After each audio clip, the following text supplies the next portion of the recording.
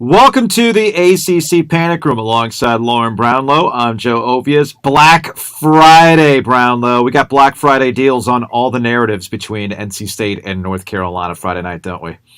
We do. We definitely do. Yeah. I guess I don't know. I mean, it is a weird, they've played on Friday before, but at night it hasn't been at night for a while. Like Dave Doeren said today, he's literally missing his own son is playing in the high school playoff and he can't watch it because, obviously. Yeah. There's a separate conversation to be had about essentially listening to the money and having to play these Friday night games because that's what network television demands, and they need the inventory for the ACC network and things like that. Like I know David Teal wrote about this, about the Commonwealth Cup, right? That's going to be an ACC network game, and a good chunk of Comcast subscribers are not going to be able to watch it, even though you can get on Hulu and there's other ways to get the ACC network. But hey, these checks ain't going to cash themselves, right? Like that's all part of this arrangement, and that's going to put you in some bad situations where you got to play on a Friday night. It stinks for Dave Doeren that he's going to miss his kid's high school football game, playoff game, but it's where we are, because I also think that Dave Doeren has been looking forward to this game against North Carolina for quite some time.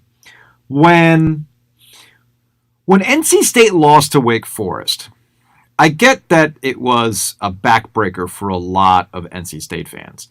But I did not feel that the season was all lost for the Wolfpack for a variety of reasons. The first one being that if you still took care of business the rest of the way, you can do something that NC State football doesn't typically do, and that's win 10 games in a year, right? I think that's the second time it would happen. Mm-hmm. The other one is a larger talking point that I feel has been building the last 3 years since Mack Brown got to North Carolina.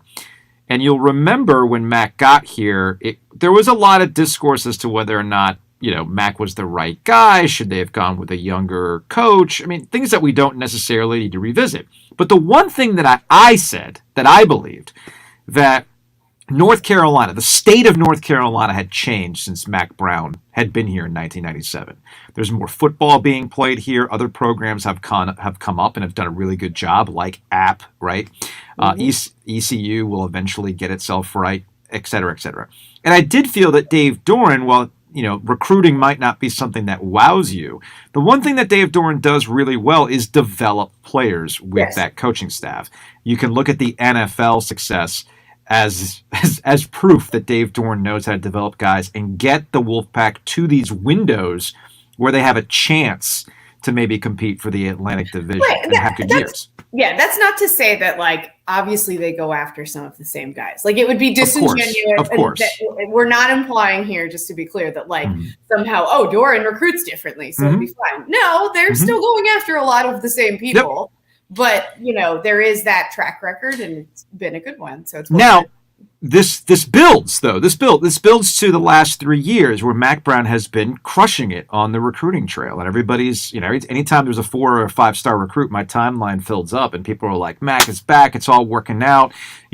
There's this attitude that NC State's being left behind. And because everybody loves Mack Brown, North Carolina has been getting a lot of the press. And we saw it this offseason. And Dave Doeren's been alluding to it, but he just won't outright say it. When he talks about disrespect, yes, there's an element about the respect that comes with being in the AP Top 25 or being considered in the college football playoff rankings. But really, I think what he's saying, and it's something that Jillian and I have talked about on the radio, really what he's getting at is, all y'all do is talk about those guys over there. We had a really good season last year. We got a good quarterback. We got defense. We got guys that go to the NFL. But all I freaking hear about is Mack Brown and North Carolina. They so much as fart, it gets on ESPN. We have to scratch and claw and do whatever it is just to get discussed. And then the ACC network won't even talk about this because they're too busy talking about Mack Brown and North Carolina. So I feel like this is the final stamp. Okay, this is when you'll respect us. And I really do think that NC State is viewing this game with a little bit more oomph than previous North Carolina-NC State games for that very reason. Yeah, I think that's interesting. And I was really interested to see what his demeanor was like today, Dave Doeren's, and he I wondered, because we've seen this play out throughout the season, right? That when he starts talking about disrespect, it hasn't always gone great. And he really didn't go that route this time. Yeah. Like, he was respectful and about Carolina and what they're about. And, and he obviously praised his own team quite a bit, but he didn't go there. He didn't talk about being disrespected or whatever else. He talked a lot about senior day and how important that is to him. And the one thing he mentioned that could even remotely be interpreted, whatever, was like, at least we'll have our quarterback healthy for the first time, playing them in, I think, like 3 years or something like that. But like, other than that, that's not, I thought he was pretty even keeled, and that's probably at least somewhat by design. You don't want to give any additional fuel in a week like this, even if that's somewhat silly, but whatever. It is what it is. And I think that, I think it's personal to him for that reason. And then I do believe him when he talks about the senior stuff. And he's talked about that even his own senior day, like that, how much he remembers it and how important it was to him. And he wants that. There's other coaches in this area that have talked like that before. Roy Williams was huge on those types of senior day games. Like, those were really important to him.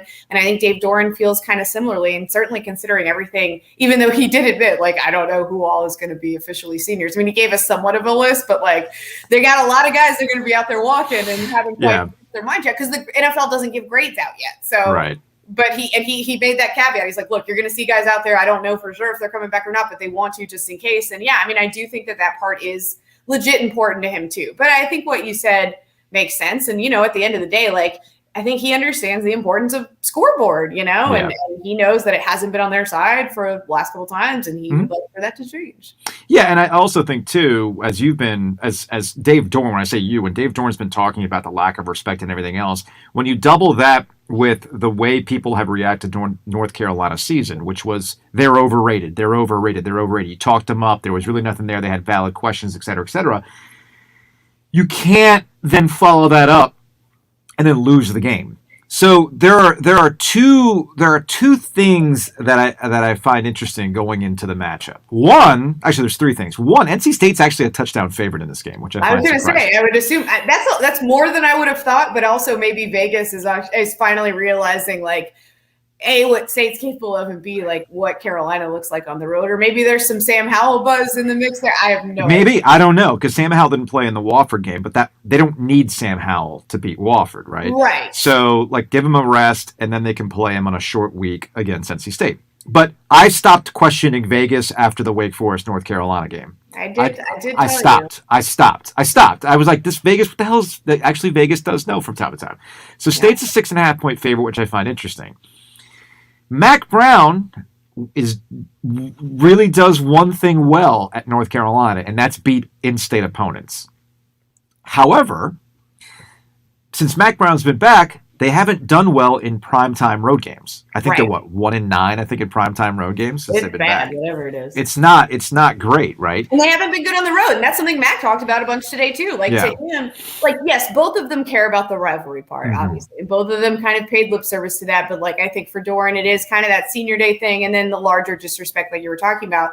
And for Mac, I think it's partially like, look, to make the leap from good to great this year, we would have had to have learned to do better on the road. And we didn't do that. And they didn't, they did not, they were bad on the road. They even got worse on the road. And so I think that that's a big rallying cry for them in their basically last chance to do that, is like, okay, we have to play better on the road. And so that's definitely, I think, something that they're pushing for too, because they have not been good on the road at all. So who you got? That's a tough one. I'm not 100% yet. I need to kind of feel out some more of the vibes this week. I lean State. Okay. But it's a gentle lean. It's a gentle lean. Because, like, the thing about it that keeps sticking in my mind is, like, what would be a more fitting, nonsensical end to both North Carolina season in general and the ACC season in particular than to, like, have Carolina go in there, knock off State, play well on the road for the first time all season. Notre Dame, which, again, look at who they've played on the road and who they've played well against. Why is Notre Dame the only one you played well against? That's the best team you played on the road. To do that, play well on the road, get that road win, and then, like, basically Clemson falls backwards into the ACC, into on the Atlantic side. Like, what would be a more fitting and, like, nonsensical end to the ACC season than that? I'm very much of the opinion that the most nonsensical thing that you are you're floating out there would be that Wake Forest goes on to win the Atlantic Division and goes off to the ACC championship game while Mac Brown talks about the state championship. Yeah, you know what? Maybe we were picked to be a dark horse for the college football playoff, win the ACC and all this stuff, but we got the state championship. Meanwhile, poor Dave Clawson is actually going to the ACC championship, and nobody's really talking about it because things have kind of wound down for the Diva Deacons after a loss to Clemson. Although my feelings on the Clemson game, that was a Super Bowl for Clemson against Wake Forest. That was to prove a point from Dabo and the squad. And yeah, maybe there's something to what you're talking about where they somehow backed their way into the ACC championship because the permutations are, Wake loses out. We've been focused on Wake losing out, State winning out, right? Right. Which would send NC State to the ACC championship game. Correct. But if Wake loses out and State loses, Clemson doesn't have to do anything. They're in. It's because they're playing South Carolina, and that would be hilarious. So with all the talk of like Clemson is vanquished and whatever, and they're done, and they're there. No. Watch them win the freaking league, right? Yeah, I'm less confident in the Wake losing scenario than I was just because of Boston College looked a little rough. My fighting Phil Dracovics just couldn't quite. But Wake's also looked rough too. That's the know. thing. Sam Hartman's has not been playing clean football, even though in the NC State game they found a way to win that game, despite the fact they had 3 turnovers in that game. The only thing I'm predicting is great content for us, Lauren. Yeah. That's what I'm predicting on Friday. I'm predicting great content because one way or the other, somebody's going to come away from that game really, really, really ticked off, and somebody's going to come out really, really happy by the result. But I know going into it, there's going to be a lot of clenched butt cheeks because it's going to be stressful for both sides because neither one can afford to lose this from the discussion point at all. Coming back from your holiday break to deal with that. You've seen a lot of like both fan bases playing it down to an extent. Less so fans now, right? Because it's hard to do that at this point, considering what's at stake for them. Yeah. But there's been a lot of that, and you see that every year. I feel like it's like there's this simultaneous thing of like, look how meaningful our rivalry is. People should pay more attention to it, but also like, we're not really going to care that much. It's not that big a deal. It's like, come on, like of course you're going to care. Stop it. Well, we'll see y'all Friday night, Black Friday, and North Carolina, NC State. Enjoy your Thanksgiving. Enjoy some football. We'll see you then.